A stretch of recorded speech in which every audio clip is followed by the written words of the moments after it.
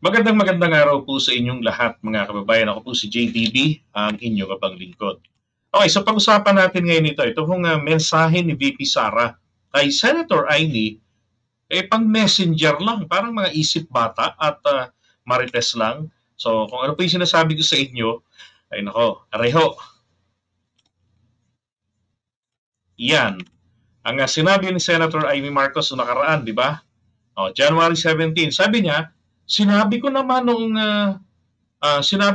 ng loud and clear na hindi na tama ang ginagawa ninyo kay VP Sara at kay dating Presidente Duterte. Hindi naman tama yun. Ang kausap niya po rito raw si Martin Romualdez. Hindi tama yun. Hindi naman nakikipag-away. Sinasabing napakatatapang o napakatapang ng mga Duterte. Matapang nga, ang bait-bait sa atin. Wala namang ginawa kundi tumulong. Nakipag-alyansa. Kaya nga nakabalik. Yung nakipag-alyansa, ako naniniwala ako ron talaga. Nakipag-alyansa si Amy. Balikan natin ang history.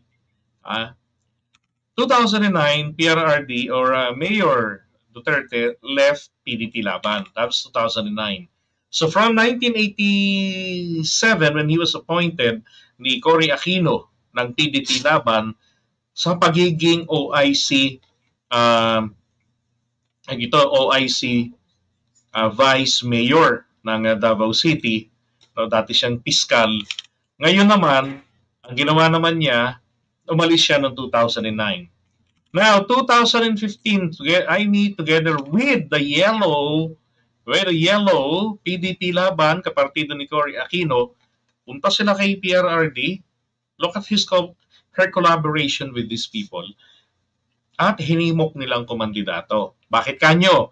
Bakit hindi po mga taga-Liberal Party literal lang kinuha nila? Dilaw rin po 'yon. At yan po yung yan po ruling party at the time. Panahon ni Pino yan. Sunog na kasi dahil po sa issue ng pagbebenta ng mga teritoryo raw natin sa West Philippine Sea. Diba? Kasi nga naagawan pa si Pinoy ng isa, Scarborough Shoal, dahil dun sa supply na aksyon na ginawa nila dun po sa Scarborough Shoal. Marami siyang pinakikinggan kaysa sa makinig na lamang sana siya sa inassign niya sa backdoor channeling. Walang iba kung hindi si Trillanes, na isa sa mga kabisado ang pangapatakaran sa karagatan at ang backdoor channeling. At isa pa, yan naman po kasi ay dating Navy officer. Now, sabi rito, balikan lang natin to sabi niya rito, nakipag-alyansa. Ang totoo po, si Senator Amy po ang nakipag-alyansa doon. Ngayon, nakailang balik ng Davao si Mayor Duterte. Davao ng Ilocos Norte, sorry. Nakadalawa daw po. Sabi, para makuha ang endorsement ng pamilya Marcos. Siyempre, andyan si Amy. So, inendorso niya sa mga Marcos loyalist. Kaya nung bago maghalalan, humarurot na talaga siya pataas. Lumakas na siya sa survey. Ultimo yung mga nasa survey ng mga private companies na yan, nakakausap na nila mga Marcos loyalist at Duterte na ang iboboto nila. Di ba? Tsaka syempre, BBM bilang Vice President. Imagine 2015 pa lamang po. So, kung merong pagtanaw ng utang na loob, hindi ba't dapat ang kinuha niya na Vice President, di si BBM? Di ba? Kasi 2015 pa lang itong atin ang nililigaw na. Kung ang layunin ni Amy para makabalik sila sa pwesto. Bakit ang pinili si Alan Cayetano dahil naunang pumunta? Sa Davao? My God. Ito nauna. Ba't hindi niya inilakad si Ading? na kuning Vice President running mate. Anyway, balikan na natin to. Sabi niya, kay Martin Romualdez daw, ano pang gusto mo? Sabi niya. Ba't natin inaaway ang hindi nakikipag-away? Nagalit daw po sa kanya. Sabi niya, nagalit sa akin. Bakit daw ganun? Mas maka-Duterte pa daw ako kaysa sa Marcos. Sabi niya. Ang tinutukoy po ni Martin doon, si PBBM. Bakit? Kasi ano bang ginagawa nito nila dating Pangulong Duterte?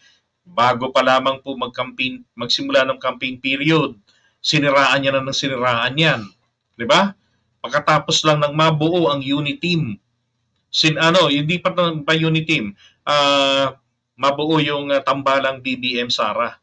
Siniraan niya na ng siniraan for the purpose na ang magsipanalo, pagka-pangulo, itong mga mahihina na kalaban nila. Ni PBBM, may mga nakalaban niya.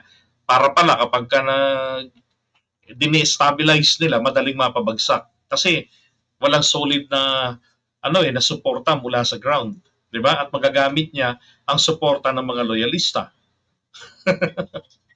Ay nako, what a strategy. So, sabi rito ni Amy, nagalit daw sa kanya. Katwiran naman daw niya, sa loob-loob ko, hindi ka naman Marcos. Hello? Di ba parang bata lang? At ngayon, yan naman po, ay pinasalamatan, dito na po naman ako nainis. Pinasalamatan ni Vice President Sara Duterte. Wala akong pakialam sa pasalamat, to clarify this. Ang concern ko, hindi po deserve na ilagay ninyo ang sagisag ng pangalawang Pangulo ng Pilipinas. Kumbaga po, sa papel, hindi po nito deserve ang gagamitan nyo ng letterhead para i-consider na ito'y official statement ng Office of the Vice President. Diba? Nilagay rito mensahe mula sa pangalawang Pangulo ng Pilipinas. Pwede nyo namang i-chat yan eh. Close naman kayo ni Amy. Ito lang sinabi nyo. Sabi niya ni Amy rito, alam ko may tampo yun sa akin mula nung October. Dahil nga sinabi ko na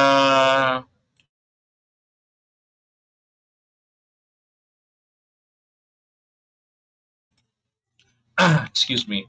Okay, sabi niya rito alam ko may tampo sa akin yun. Mula nung October dahil nga sinabi ko na pro Duterte ako kasi gusto ngang masalba. Gusto raw niyang masalba at huwag masira ang unity team. Bakit tayo nakikipag-away? Hindi naman natin sila hindi naman nakikipag-away. Ang tapang-tapang nga ng mga Duterte pero hindi naman tayo tinatapangan. Talagang mababait sa atin. Ano bang problema? Yan, sabi niya. So, yun ang pinasalamatan ni VP. Sabi niya, taghang salamat, maraming salamat, Senator Amy Marcos. Sa imong suporta ka na ako.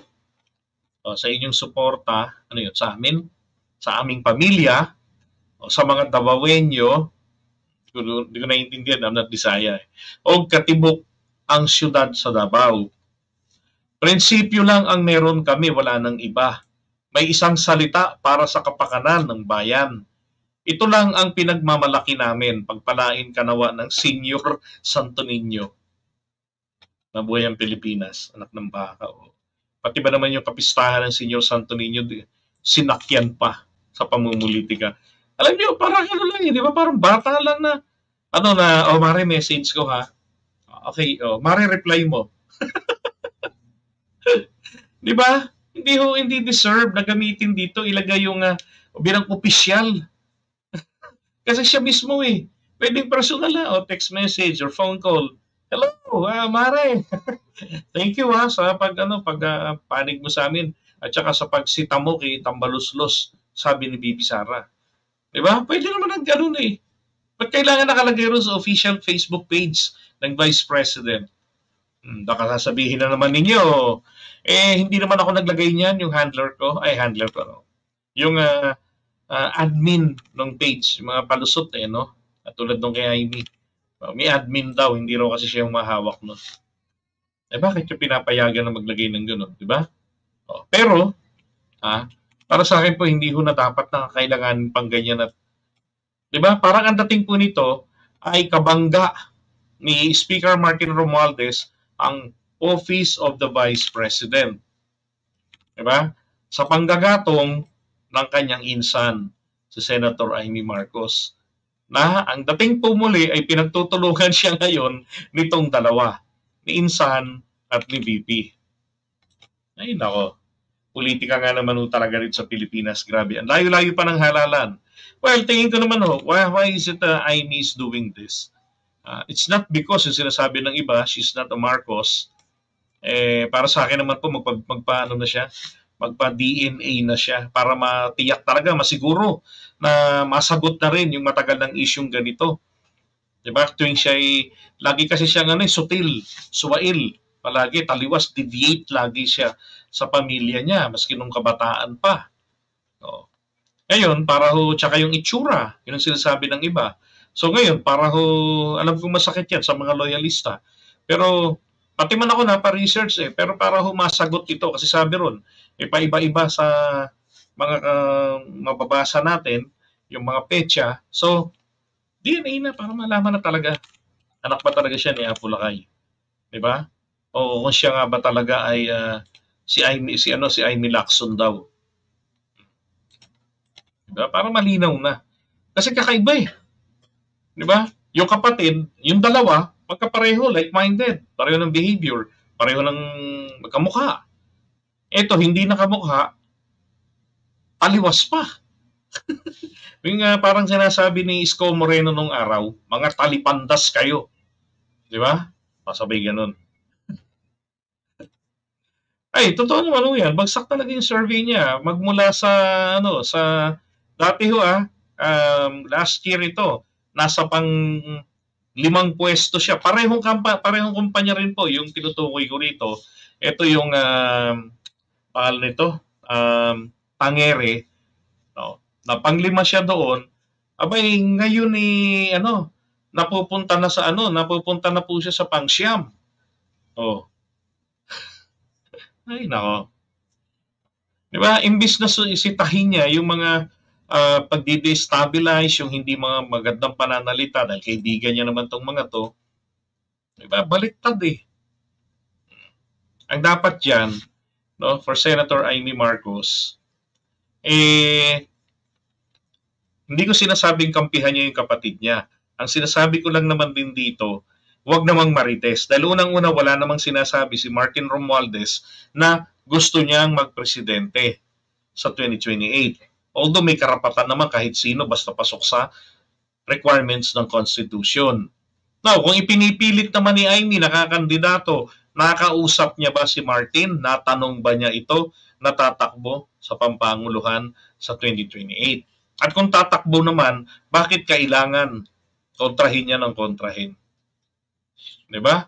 Ang sinusundan ni Senator Amy, yung trip nila Pangulong Duterte, dating Pangulong Duterte, siraan, kalabanin, pahiyain, pabagsakin yung imahe nung kanilang perceived to be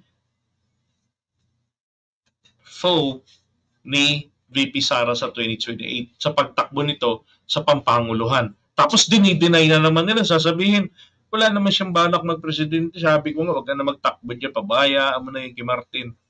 Di ba? Oo.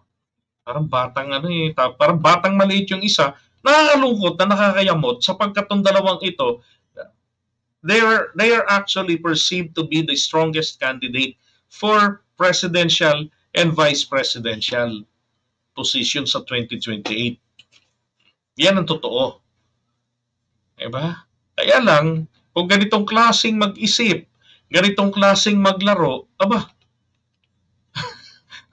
kawawang Pilipinas.